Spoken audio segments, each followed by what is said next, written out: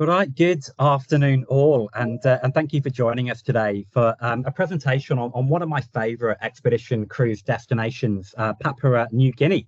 If you want to experience some of the world's most spectacular tropical islands, beaches, marine life, and truly unique cultures and communities, then this expedition cruise series will hopefully be exactly what you're looking for.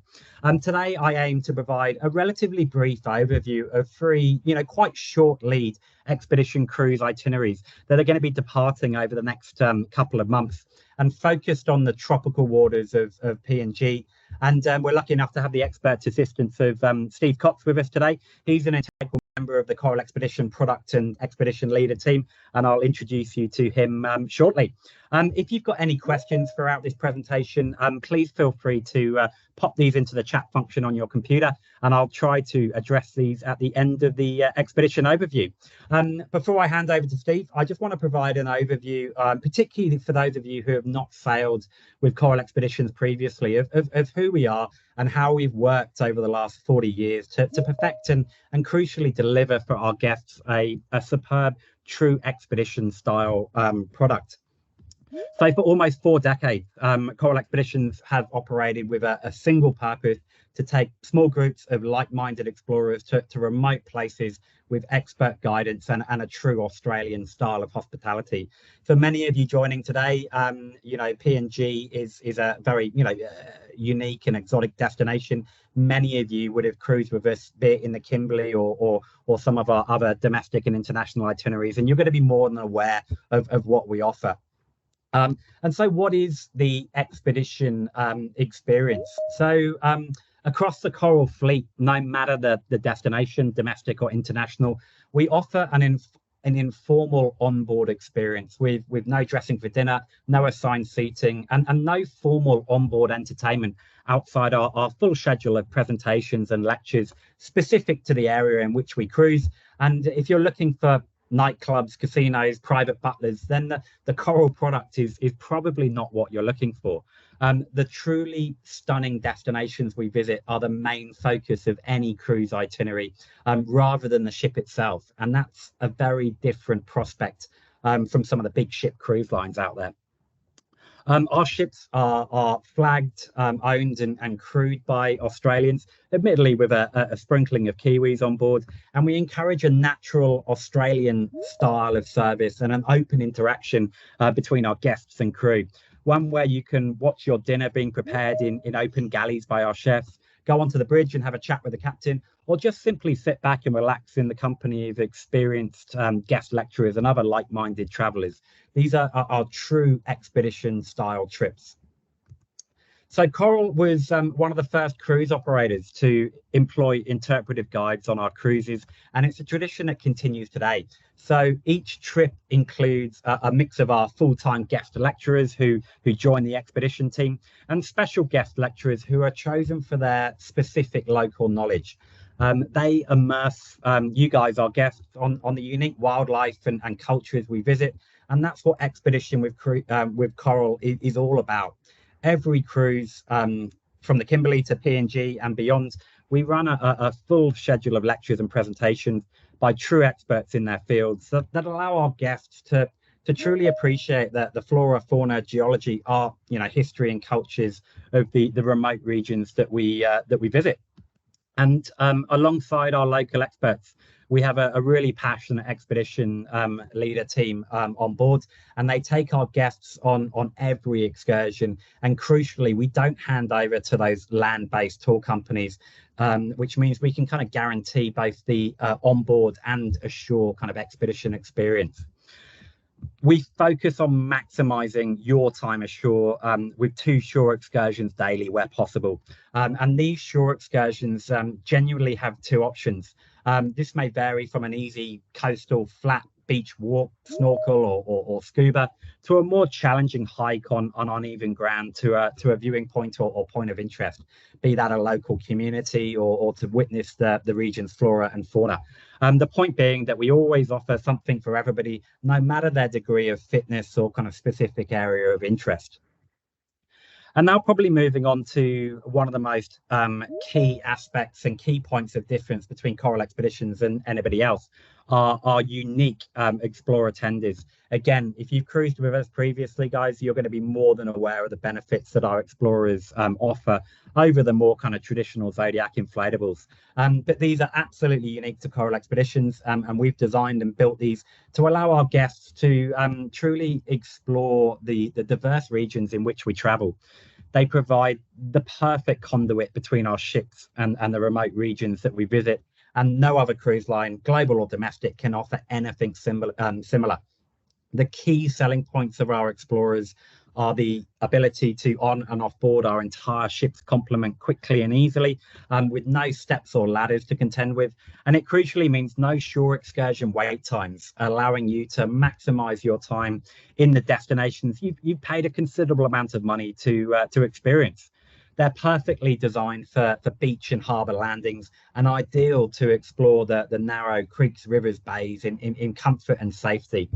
They've got padded seats, a roof, which is absolutely crucial in PNG and the hot tropical sun, a full audio system so the expedition team can keep you fully updated on the sites that we visit. And it might not sound important, but we've got an onboard toilet. And it just avoids the need to repeatedly head back to the mothership or have a quick dip in the ocean or find a suitable bush. And it's something that would, severely curtail your exploration time if we're permanently heading back and forth to the main ship.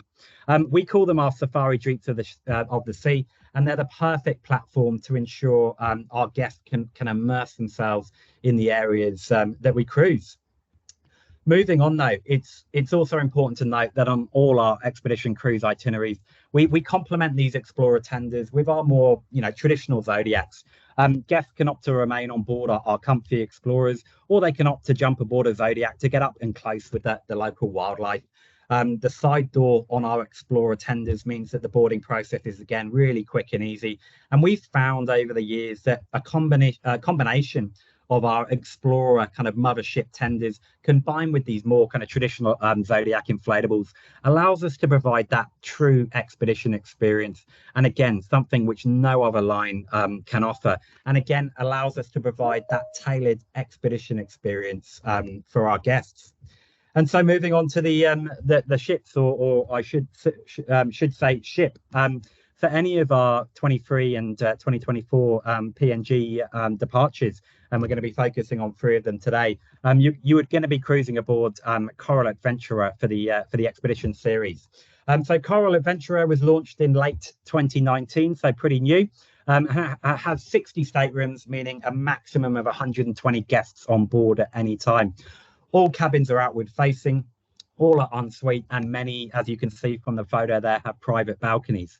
On Coral Adventurer and indeed across the fleet, our ships have been purpose-built to cruise in tropical waters and offer a range of both in and outdoor dining and bar options, also that you can continue to enjoy the spectacular areas in which we cruise. And once we've returned from a long day exploring, and I must say, usually with a cheeky G&T or glass of wine in hand. Both ships, or all 3 of our ships in the fleet, but both our 2 newer ships, Coral Adventurer and Coral Geographer, have 2 explorer tenders and their accompanying Zodiacs, and they both offer the perfect platform to experience the remote areas that we visit.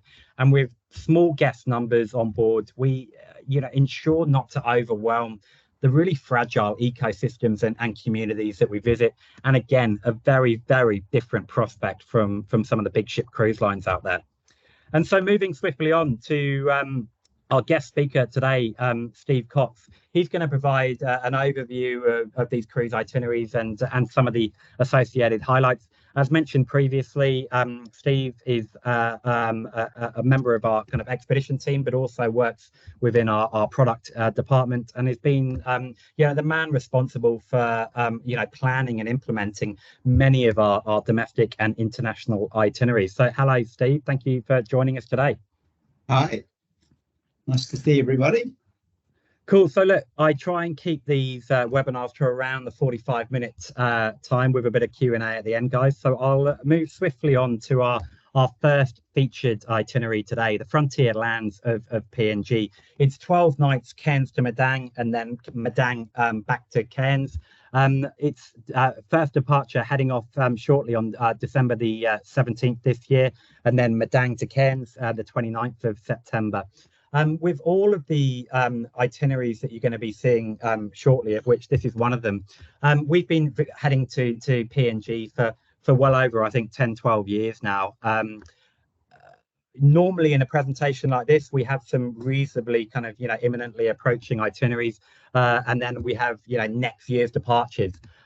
We're actually pausing or these particular itineraries for kind of this time next year, and replacing them with some amazing, circumnavigations of Sumatra. We've got a circumnavigation of Sulawesi. We've got trips running up through Micronesia and Borneo. But if Papua New Guinea is absolutely the trip that you want to be focusing on, and some of these short leader departures are not suitable, or you're just not able to get yourself organized in time to join us, then please reach out to our res or service team based up in Cairns, and we can put you on the short list for when we release these same itineraries, probably in early 2025.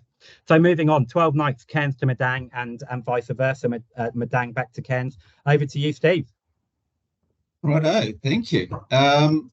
So out of Cairns, you've got a day at sea, getting across the Coral Sea and then coming into PNG waters. We clear the ship at a place called Samurai Island, rather than going all the way into Alatau, which takes up a huge amount of time. We have an agreement with the PNG government that we can come into Samurai, which makes things very fast, and the officials just race out in their speedboat to clear the ship, and our agents join us at Samurai. And whilst clearance is on, we get in a quick snorkel at a Boomer Island, and where you can go over and see the World War II era remains on Samurai Island. And once we're cleared, then we head on overnight to our first stop, which is Day Springs on Ferguson Island. And this is, it's probably the most visited site of all of the PNG places with ships and even singular tourists. Still not easy to get to, but it's a place we've been visiting for the 15 years we've been going into PNG.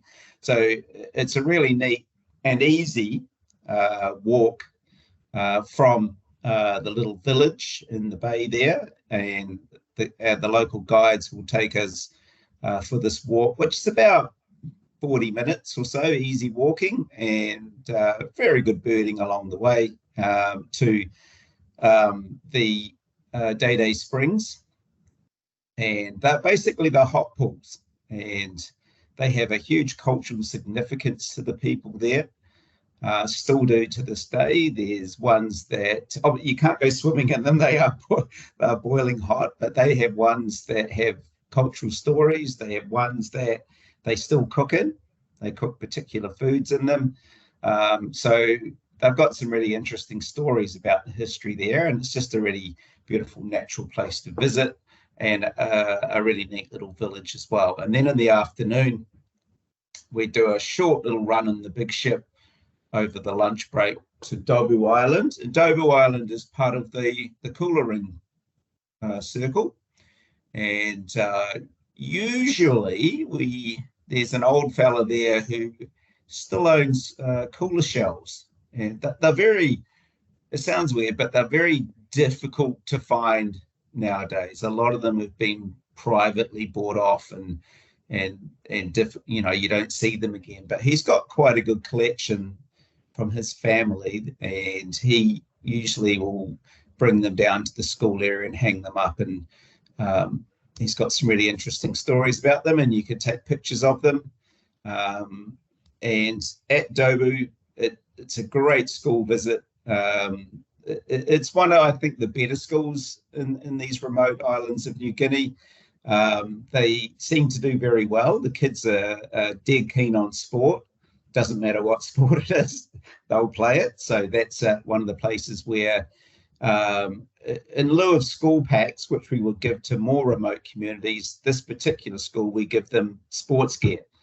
And that could be anything from soccer balls, rugby league balls, frisbees, cricket, doesn't matter. They'll play it. You give them the gear, those kids will play.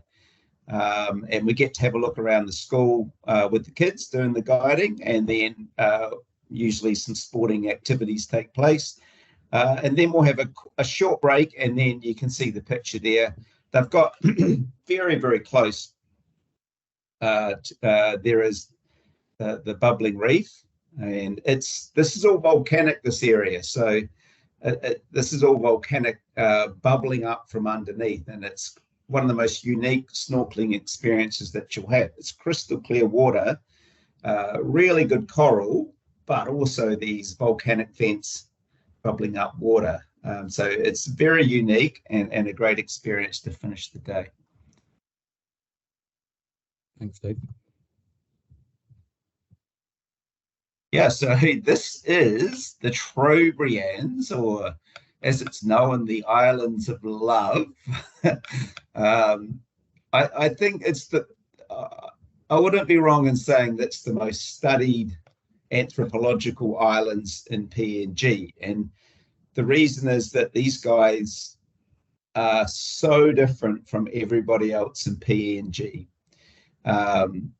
Their dances have a very sexual feeling to them, if you like, even the kids.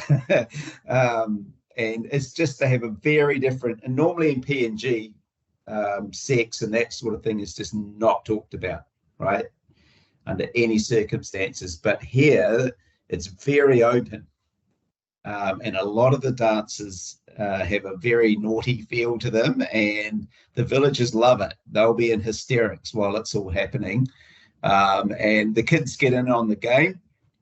Their dance groups are fantastic. So the place that we go to is a place called Quiawa Island, and it's one of the many islands in the Trobriands, but it's one that we've been going to probably 7 or 8 years now, and we have a great relationship with them.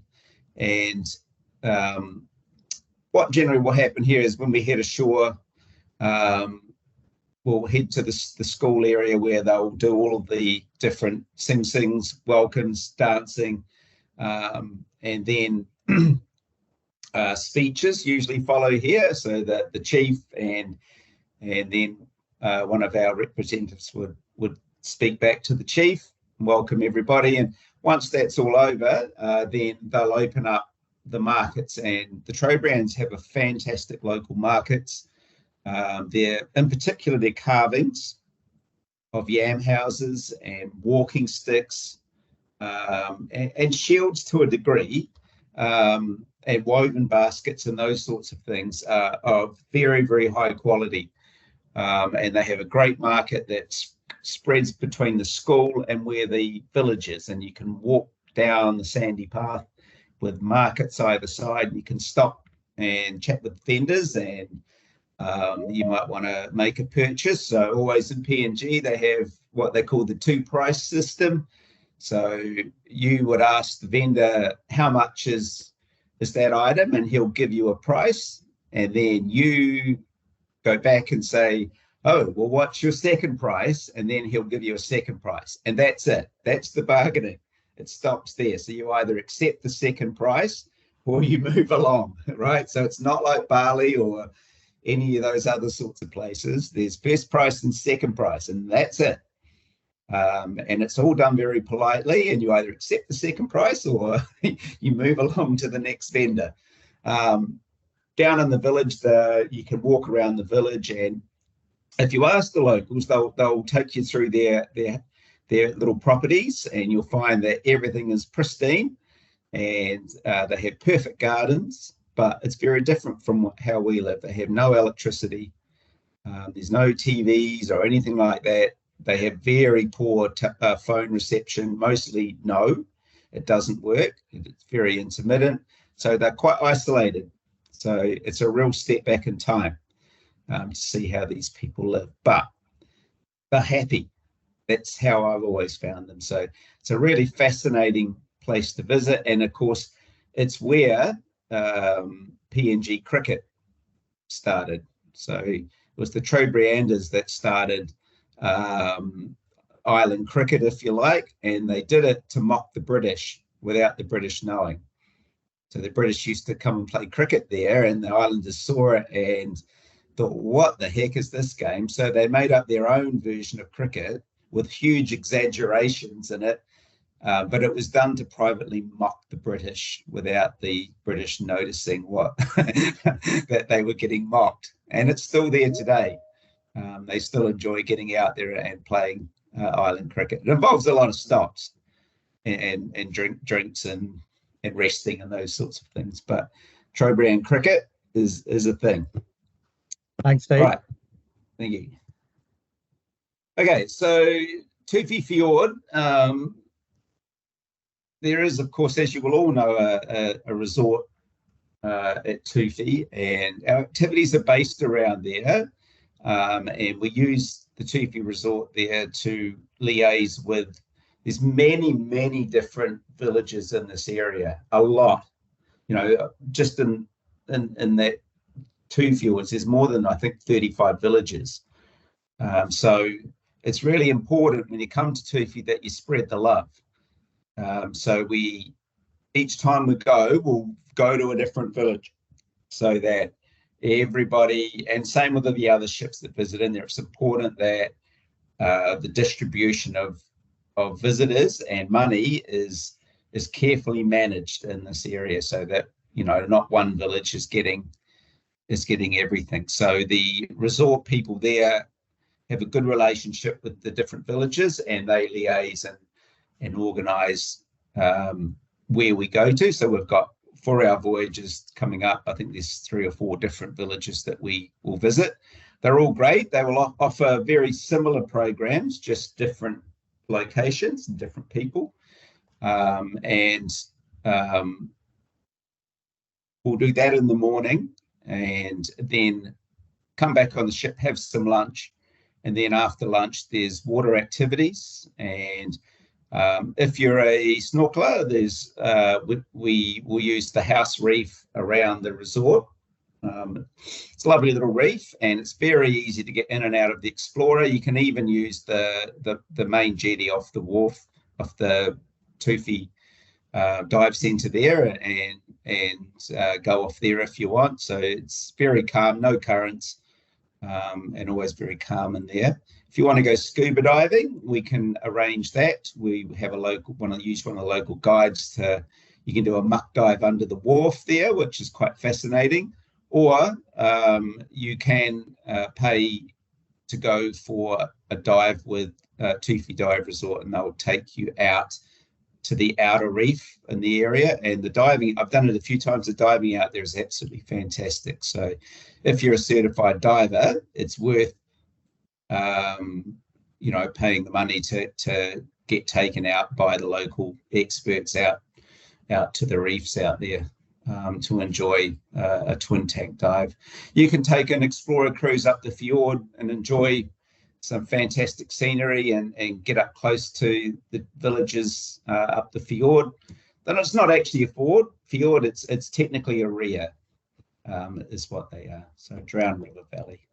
Yeah, so that's Tufi. Cheers, Steve.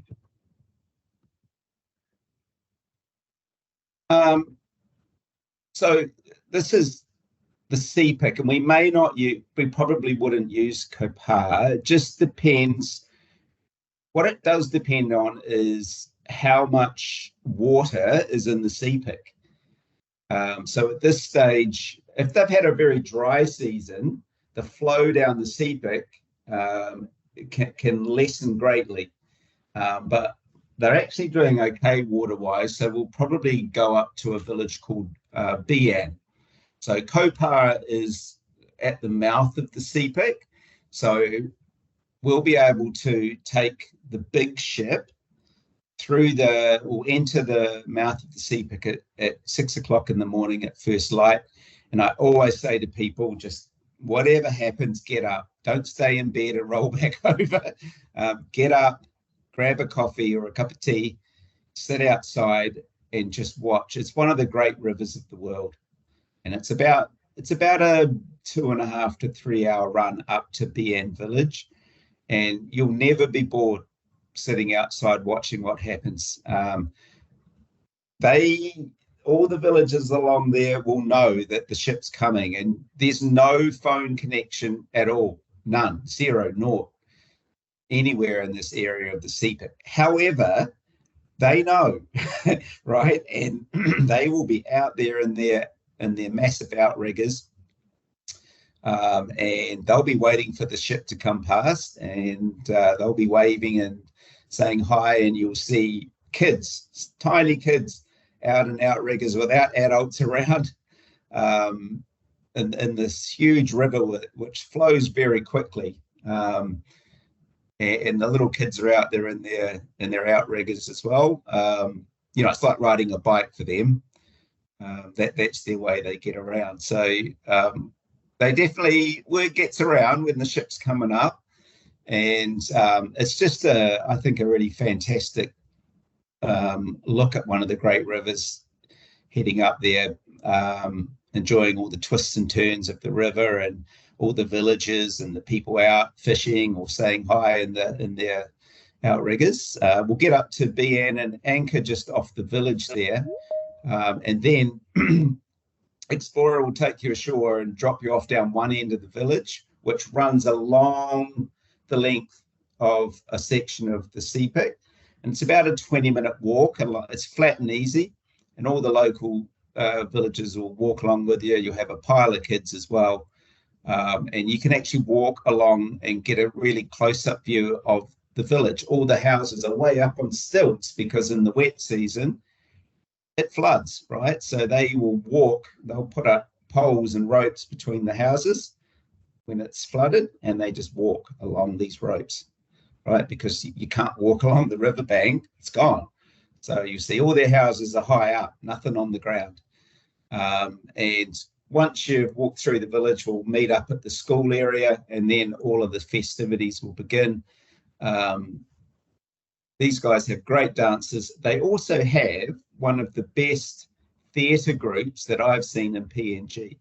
Now, the theatre groups might think, well, what's that? And that is, they don't have TV or Netflix or Disney or all of the streaming channels that we all enjoy. There's nothing there, right? They have no electricity, nothing like that. So they have live theatre groups that entertain the villagers, right? On an evening, especially on the weekends, they all gather at the school grounds, and the theatre groups are the live entertainment. And these guys are great. And they have a few cheeky dances that they do that mock the tourists that come. Hopefully they might do one called the bag dance, which is about, they won't quite say what it is, but they told me once that it's about overweight tourists coming to visit, which they think is quite funny. But it's all in good fun and jest. And always in PNG, if you get up and join in, they'll love you for it. That's the big thing about PNG. If you put aside your worry about making a fool of yourself and just remember where you are, and if you join in the dancing or anything like that, they will love you forever, because that's the biggest thank you for them, is you joining in. And they'll laugh at you and with you, both at the same time. Once all this is done, the next big thing here is the CPIC market, and it's the big market of the trip. There's some really serious carvers around here, and they will come from villages up to 2 or 3 hours away by boat to come down to put their wares up for you. And some of the carvings of the shields and those sorts of things might take them 2 or 3 months to do. And, it might be $200 or something like that. But I always say there, if you really want it, just buy it. Don't argue over the price, because if you think about all the hours of work that the carver has put into it, it's a bargain. So they have great shields and masks of their specialty and walking sticks. So if they're the things you're after, the sea pick market is the place to pick those up.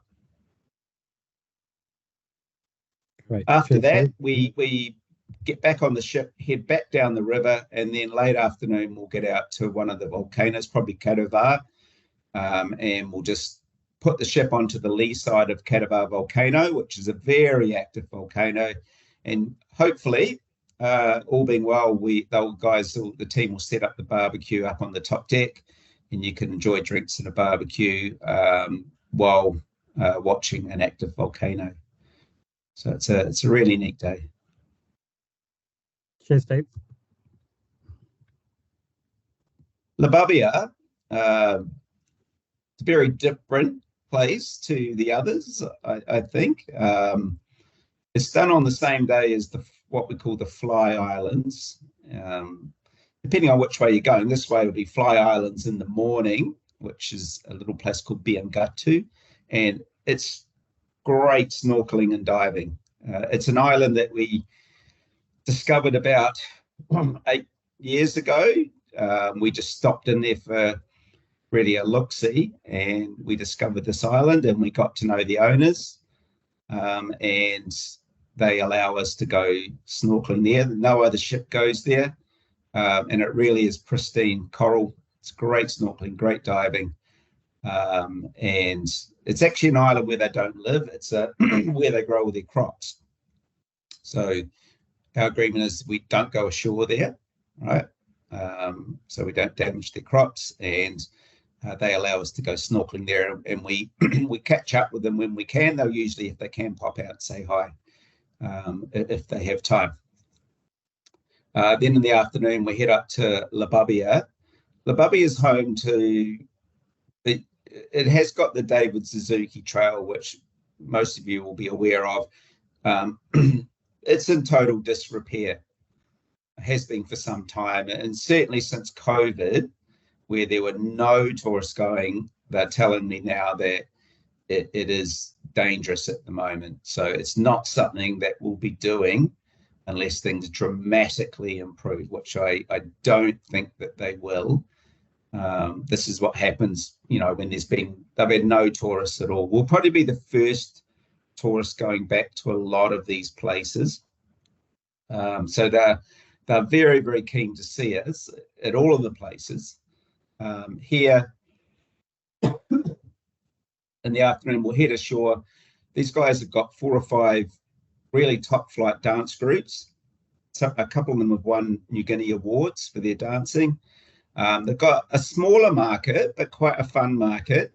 It's a great spread out village that you can go off with a private guide. Some of the locals will take you off and they'll show you around the village through their houses and church and that kind of stuff. You can walk down through the village, down to what we call the point. And from there, the locals will have outriggers and they'll take you up the local river in the outriggers, which is really good fun. It's about half an hour up the river, and then beautiful native forest on the way up, and then they'll turn around and bring you back down. So it's great fun just to get on one of their local outriggers and just sit back and enjoy the view. It's a place where you can go swimming off the beach at the front. If you go swimming in there, you will have 1 kid, 2 kid, and then 100. Right. Once the kids won't get in until you get in. That obviously because they must get told don't get in the water unless the visitors get in. But once you're in, they'll join in. And we usually take the kayaks over, and the kids will take over the kayaks. And you'll find that they're experts. No matter how little they are, they grow up on the water. So it's a great little place to visit, Lababia. They've been through some really tough times through COVID, and they had a lot of illness in the village. They lost a lot of kids, which is really sad. But they've come through that, and they're really looking forward to seeing us. Yeah, so Dregerhafen, a real German name there. So as the name would suggest, the European influence there was the early Germans that came into the area.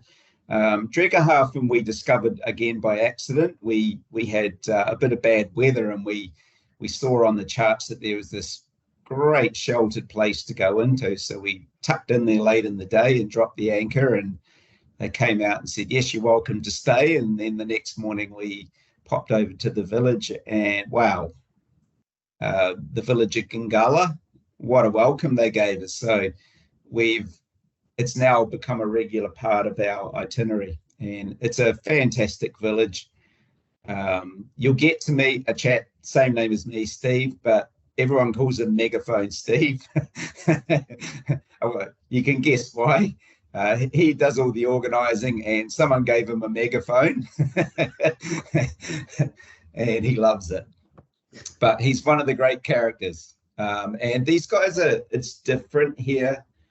These guys are very closely related to the Tami Islanders, who are the experts at making bowls, wooden bowls, and that type of thing. So, and paddles, that's their expertise, bowls and paddles. So if that's what you're after at the market, this is the place, because the Tami Islanders, who are all related to the people at Dregerhafen, they'll paddle over from their island and bring all their goodies over to sell. So that's what you're after, either those two items, this is the place.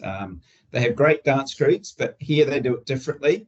You don't have to stay at one place and watch everything. It's a huge village, so they space everything out, and you can just walk at your own pace and stop and enjoy a dance and then move on to the next one at your own pace. So they have a bit of a different approach. This has got a lot of World War II history. It was an American base here for their P-40, I forget the name, but the fast-moving motor torpedo boats, PT boats. And then also they brought soldiers here off the front line. And so they left a lot of stuff here. And if you look carefully around the village's houses, it's all made up of stuff left over from World War II. Roofing, fences, everything they put to use. And it's great.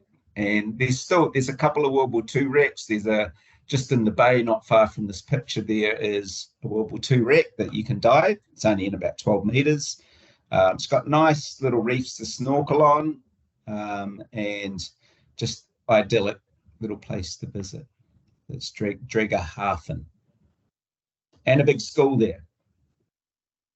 Thanks, Dave.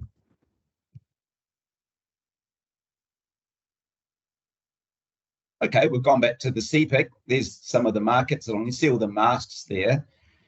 I think just a note in this picture, if you just see the lady standing, the little lady in the middle there, she will be on our PNG voyages, the Cairns Madang, Madang Cairns ones.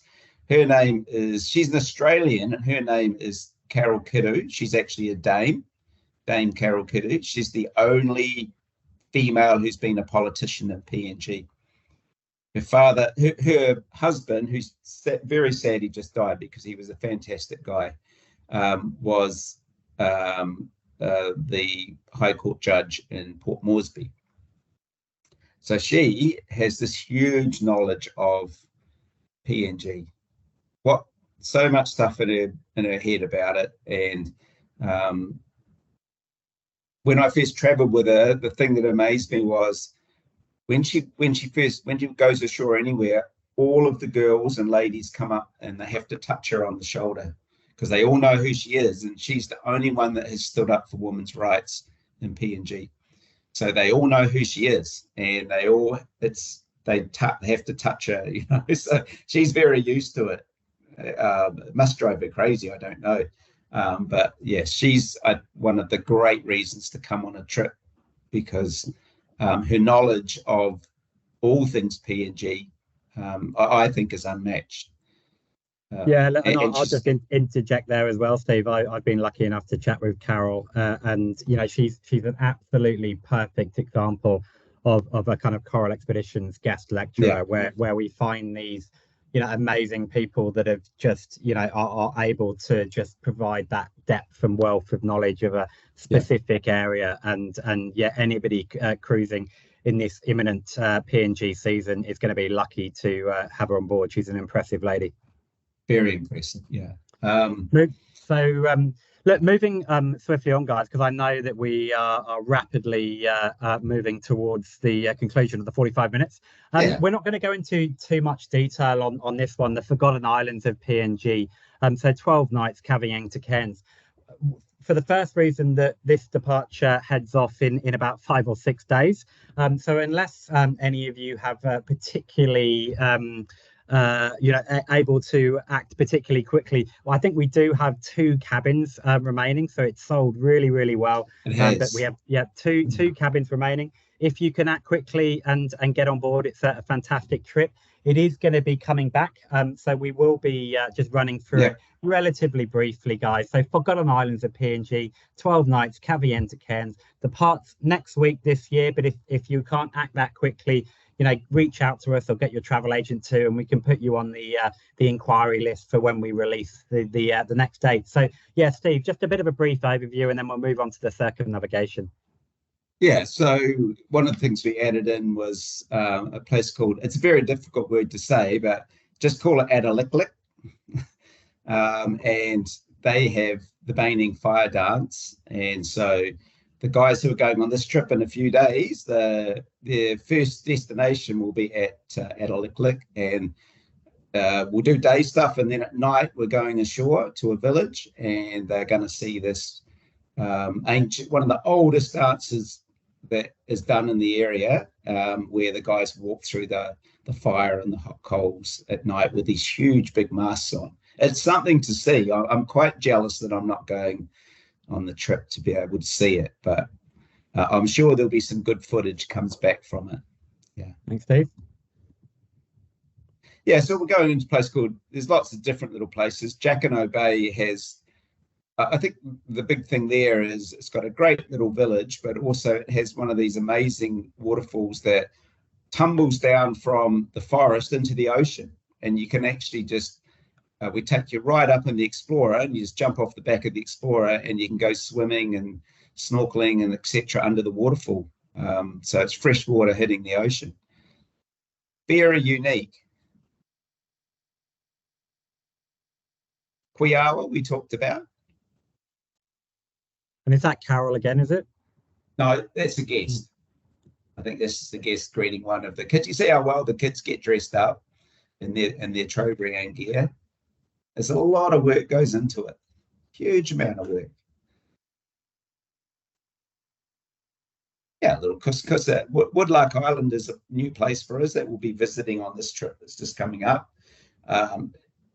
No, I don't think there's been any tour groups going to Woodlark, so it's all new. So it's a real adventure for everybody to go to a place that the ship hasn't been to, and it's extremely remote. No phones, no nothing. So they're just going to arrive and meet the villagers, and they'll have a fantastic day, as always, in PNG. Yep. Loch Planado is an incredibly remote place. It's just in the middle of nowhere, and we've been going there for, I think, 12 years, 13 years, and I don't think any other ship goes there. You can see that's the Coral Discoverer way in the background there. These guys, they don't have any phone reception or anything like that, and they are subsistence. They're excellent at building canoes, as you have to be when you're living in remote areas. They fish for a living. They've got beautiful reefs out the front, and we get to go ashore, and they give you a great welcome. But it's also, for me, always it's a real, not a slap in the face, but it just brings you back down to reality about how lucky we are, because these guys often don't have water. And one of the things we do here is we get them all to bring out their water containers, and we'll put them on the Explorer, take it back to the ship, and we will keep filling up their water containers for as long as we're there. And that is a huge help to them. It's the difference between that and drinking salt water often for the kids. Yeah, there we go. Here's the little huts that they live in.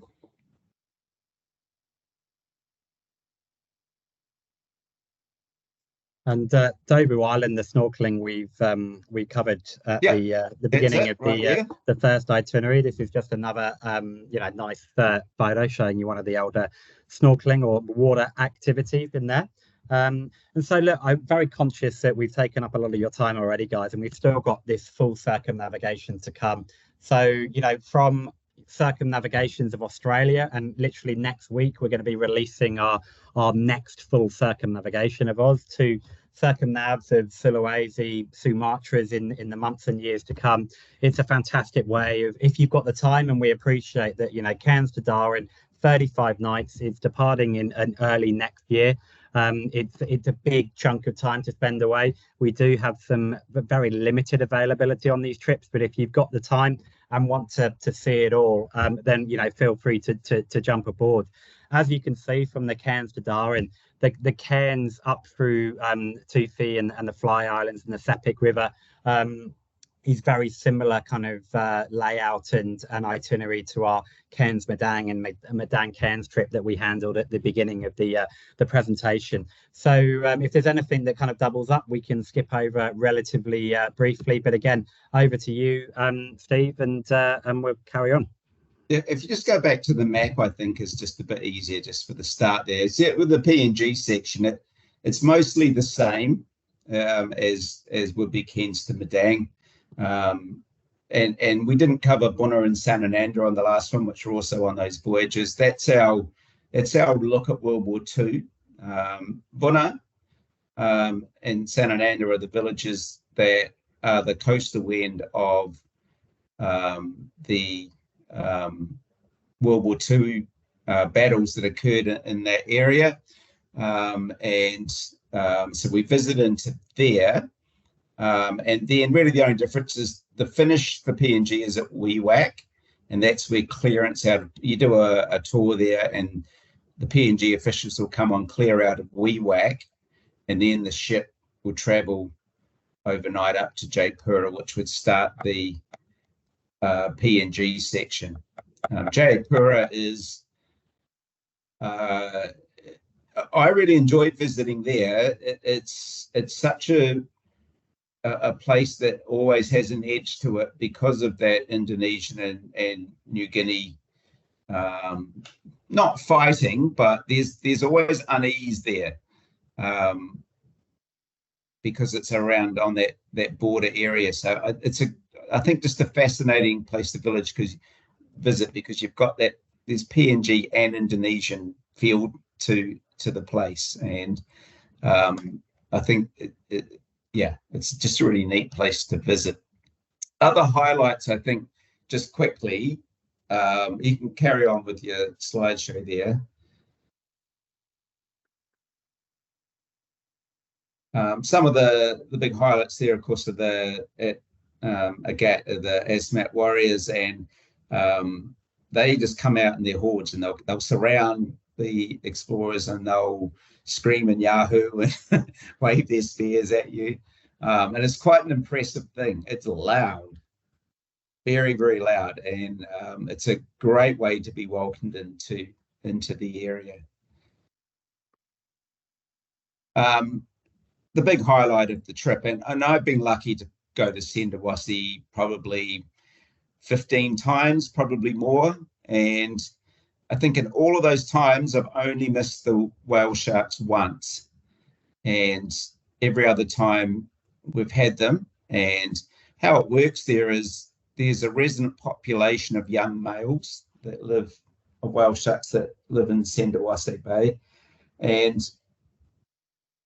10 years ago, they were killing them for the fins, right? Because they were getting huge amounts of money. But there's been huge amounts of work put in by various conservation groups and the likes of us visiting there, where we've turned them around, and now they've realised that whilst there's less money initially, there's more money in longevity in looking after the whale sharks and having them for tourism. Now, they've taken a hit over COVID. Obviously, nobody could go there, and we'll be again one of the first ships going back into there. But I know that the whale sharks are still there and ready to go, because a lot of them have monitors on them, and they keep a close eye on them. And the local fishermen feed them early in the morning for good luck. So the fishermen there only fish at night, because they put the lights down and they attract the fish in on their these big fishing boats they have. So in the morning, it's good luck. They all put their little fish out and draw in the whale sharks to feed them, and that's good luck. And it's really bad luck if the whale sharks don't come up for the fishing that night. So they allow us to go up to whatever fishing barge the whale sharks are at, and that's our agent Oswald there. He liaises with them, and then we'll be allowed to, in groups of 15, jump out of the Zodiac into the water, and you can just sit there in crystal clear water, and you'll be only 2 or 3 meters away from these amazing creatures who are feeding. It's something to see. It really is. It's the best whale shark experience that I think in the world, because it's not crowded. It's crystal clear water, and it really is something to see. So I think that's always the highlight for me on that voyage, being able to see that, and the great village of Quatasore there. The people there are the custodians of the whale sharks, and like I said, where they've gone from allowing them to be killed to now where they are incredibly protective of them. And I think it's one of the great things that's happened in that area. Cheers, Steve. That's a good news story. And my second favourite place, Banda. I love Banda. The people are just fantastic. They're so friendly and caring and so happy. They've got a great little island, and we get to visit all around the historical parts of the island, and we finish up at the fort here at the end of the day, where the hospitality crew will take drinks up the top, and the locals will have all their local snacks, all their little fried delicious cakes and all those sorts of things there, and savoury dishes for you to enjoy while you're having a drink and enjoying the sun go down up at the fort. It's got great snorkeling around there, and you'll get to go snorkeling at the lava flow, which is absolutely fantastic place to go. And I think they're going to Hatta as well, which is a little island just off Banda, which also has great snorkeling as well. So I just think it's a really, really neat place to visit with fantastic history, but it's about the people. Thank you, Steve. So the Trobriand Islands we covered, obviously, in both the preceding voyages, basically. But again, you can see that's the kind of welcome that you get. Yeah. Tufi Fjord, we've covered. Again, is it relatively similar type of itinerary at Tufi? Yeah, so this particular one at McLaren Harbour doesn't happen anymore. So McLaren Harbour is a place that's not open. That's the fjord that's next to Tufi, and all of the villages have agreed that they're not using that particular fjord anymore. It's got a very sensitive place, cultural place at the back of it.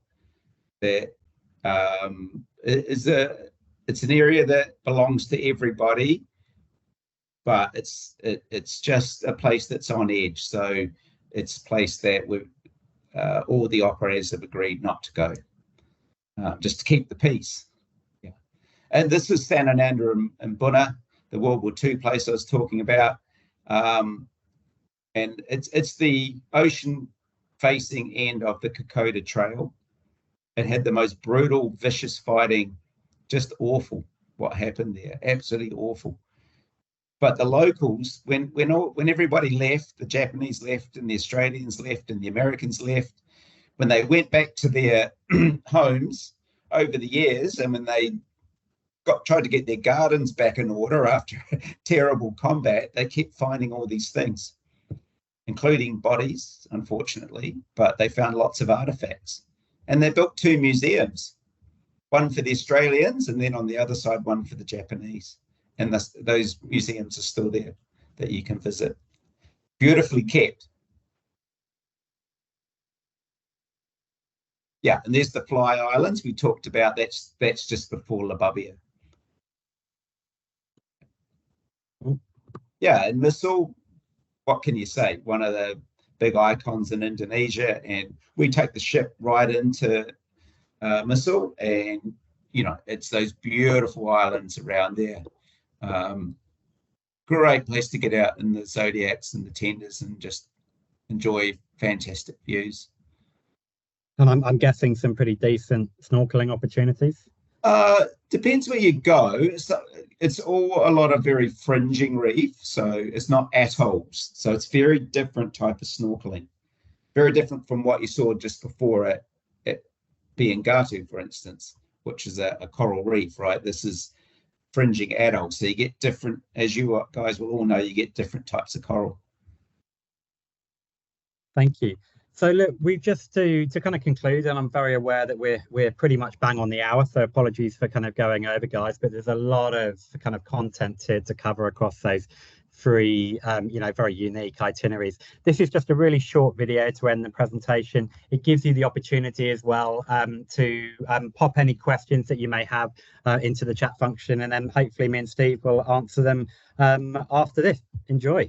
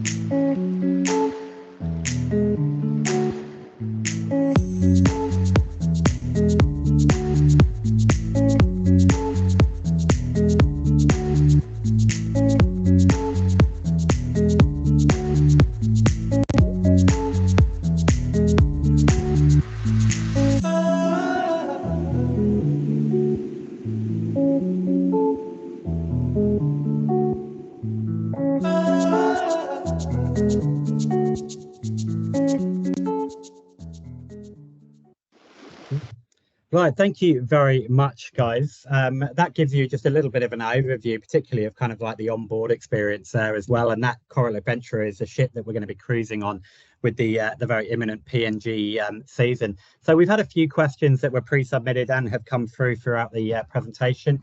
I'll just go into it some briefly, but just to kind of summarize, we're aware, obviously, that the 3 itineraries we've just been kind of discussing, one departs in 6 days, and then the other 2, in the next kind of 6 to 8 weeks. So we appreciate that many of you who are listening today, if you're booked on it, you're going to have an absolutely fantastic time. As Steve said, it's a really special part of the world. We've been going there for years and years now. So you're going to have, an absolutely fantastic trip.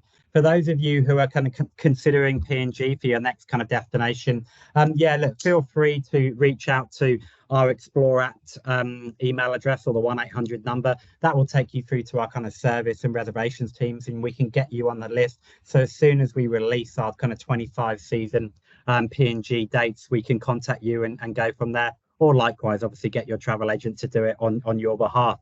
But look, very briefly, moving on to the question. So one, is it a genuinely all-inclusive product at Coral Expeditions? So for those of you who have cruised with us previously, you'll know that to the letter of the law, yes, look, it's all-inclusive. There are certain things like in the Kimberley, we don't include the Mitchell Falls helicopter flight. And on these particular PNG trips, yeah, look, it's all inclusive in the sense that all your shore excursions, all your meals whilst you're on board, and the services of, the guest lecturers and expedition team. The only thing I will mention on this particular PNG series is, and Steve touched on it earlier, that if you're a keen and I must say qualified scuba diver, there are going to be some absolutely prime dive sites on some of these itineraries. Please let us know at the time of booking that you want to partake in scuba. It does come at an additional cost, but in some of these places that we go to, like the Fly Islands, it's going to be worth every dollar basically. But more or less, the Coral product from Kimberley and domestic waters to international is an all-inclusive experience. Steve, one for you, mate, and it's an open-ended one. We get asked it all the time. Weather-wise, what can our passengers expect at this kind of festive time of year, and any kind of recommendations on kind of clothing, I suppose?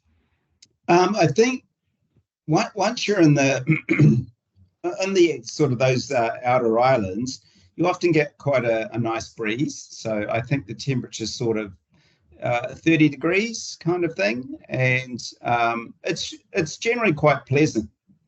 I've never found it. I live up in Port Douglas, so I would equate what happens here is quite similar to PNG. It's not hot and stuffy like if you were in the inland parts of New Guinea. So because we're coastal, you generally get that breeze that keeps things in order. So it's all in all a very pleasant climate. Yeah.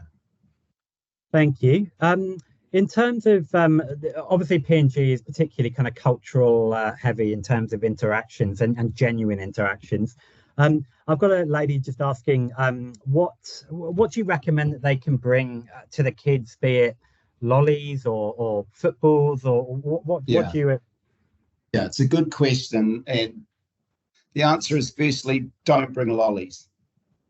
It is actually the worst thing that you can give away at any of the villages, because what happens is you give out lollies to the kids. As soon as you've turned your back and gone away, those little kids will get beaten up and the bigger kids will take them. That's unfortunately what happens. That's the cold, hard reality.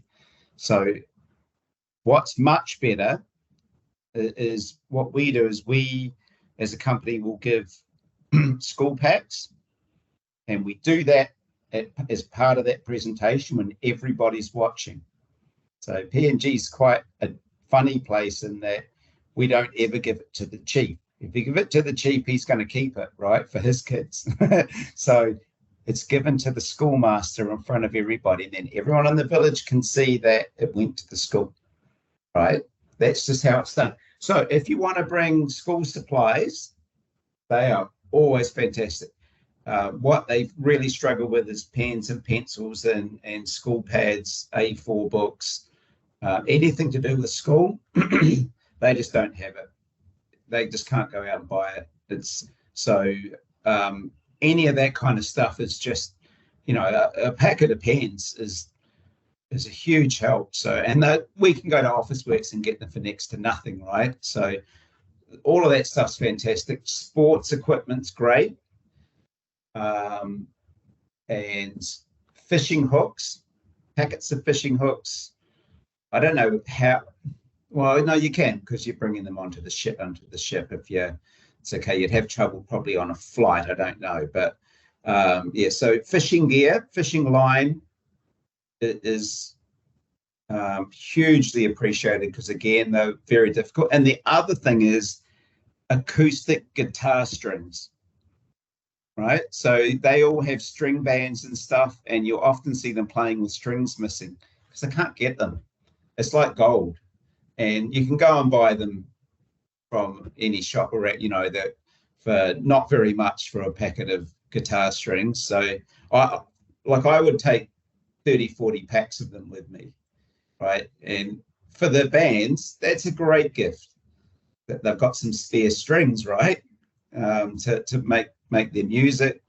What we do is we get everybody to hand in their gifts, and then we work with Alex, our agent, to make sure that the gifts go to the right place, right, and to the right people.